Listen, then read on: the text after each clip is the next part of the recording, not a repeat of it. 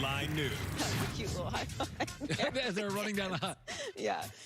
All right. Well, the Steelers kept their undefeated season alive, moving to 6-0 for the first time since 1978. They were up by as much as 20 points in the third quarter before Tennessee started to make a comeback. I was like, the Steelers need to put this away. Yeah. The Titans are one big play away from spoiling this day in their undefeated season for them. But with 19 seconds left, Gostkowski missed a 45-yard field goal. Pittsburgh, for the record, deserved to win. Yes, absolutely. They outplayed them. They outplayed them, yes. Big but listen, Ben. I don't really have a problem with them letting Tennessee hang around. Tennessee is a great team. Tennessee should show that they can play from behind and keep this a game. Yeah, but Big Ben's interception, that jump on the end zone. I mean, he threw an interception with you're not gonna, 2 minutes and 40 seconds left in the You're game. not going to beat Kansas City. That was a bonehead throw. Yeah, you can't do that. I agree with you. But I will say, Tennessee is a great team. So while I didn't love that the Steelers were letting them hang around, I don't know that it was necessarily up to them. Like, the Titans are they're a great legit. team, and they should have been in that. They won 27-4, so they are the last remaining undefeated team in the league. And right now, if the playoffs were happening, they would have the bye. Remember, there's only one bye this year. Right. NFC has one, AFC has one. The Steelers would have it. And you know who has the NFC bye? Who? The Chicago Bears. Oh, God. I mean, obviously we have a lot of football left to play, but if they beat the Rams tonight, they're going to keep that. They are the #1 seed right now in the NFC, the Chicago Bears. I think it's great. Well, so the AFC playoff picture right now is Steelers, Chiefs, Titans, Bills, Ravens, Browns, Colts. Obviously, like I said, there's a lot of football left to play, but we are starting to see some separation within the divisions. What you're seeing is the pretenders, Yes. the Raiders.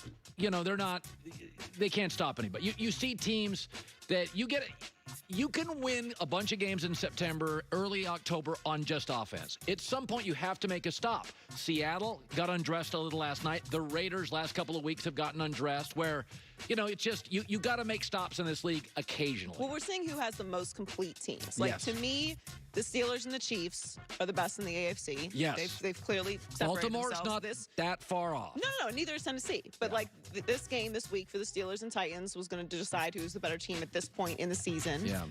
They're likely going to play again. It's not the end of the world. It's just one loss. But we're trying to determine who the best teams in the league are. They're both undefeated, and the Steelers won, and they outplayed them. Now, the Chiefs beat the Ravens, and the Steelers play the Ravens next week. So that'll be another way to separate that as well. But the Steelers' upcoming schedule is kind of interesting. So they have the Ravens next week. Then they have the Cowboys. Then they have the Bengals. Then the Jags. And then they play the Ravens again. So the Ravens game is the only, really competitive game there. The Steelers could really separate themselves from the rest of the league pretty quickly and the AFC. I don't know if Baltimore matches up with Tennessee great this year. I'm not sure. I think Tennessee actually, Kansas City and Tennessee match up with Pittsburgh okay. I don't know if Baltimore does up front. I don't want to sell all my Ravens stock as of yet. No, We've kind of not been talking about them a lot. But there are matchup issues in this league. There are teams that just don't match up well. If you look at the New York Giants right now, the way they play defense, they can play with some high. They matched up with the Rams. You watch that game and you're like, oh, Giants match up with the Rams. Okay, they can keep this game the close. Giants are also, like you said, they're kind of the Miami of last year. They're improving every single week. Well, the Chiefs didn't need to rely on Patrick Mahomes to get a win over the Broncos. Every unit for the Chiefs put up points in Denver, and it was the first time this season that a team had a touchdown on offense, defense, and special teams in one game. Along with the pick six, the Chiefs defense also had a second interception, 2 forced fumbles, and 3 sacks on the day. They are now 6-1 this season with this 43-16 win. As you mentioned, the Raiders, the AFC West division, the Chiefs are 6-1. The Raiders are now 3-3. Yeah. The Chargers 2-4, and the Broncos 2-4. So the Chiefs are really pulling away in that division as well. I will say this. Right now, the Raiders lead the Chargers. I feel like the Chargers are a more complete team.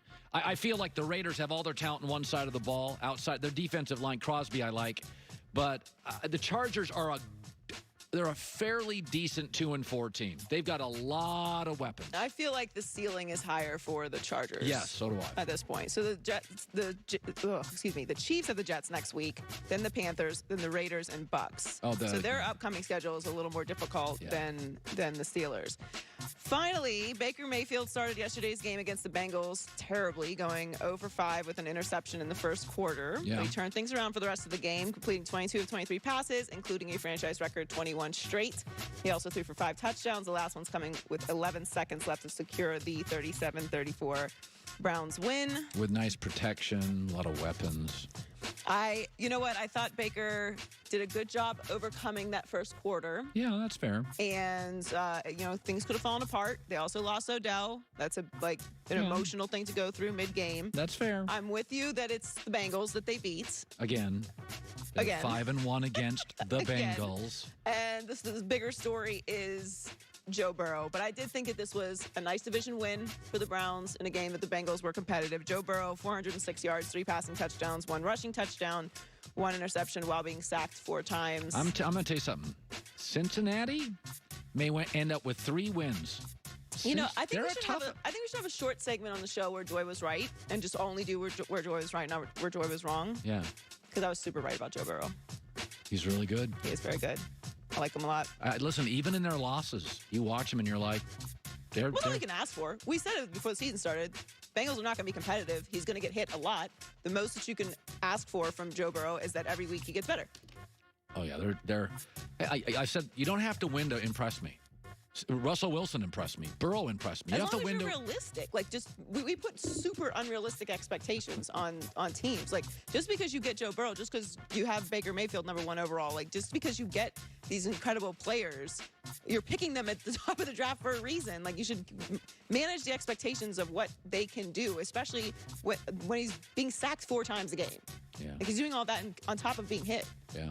Good stuff, Joy, with the news. Well, that's the news. And thanks for stopping by.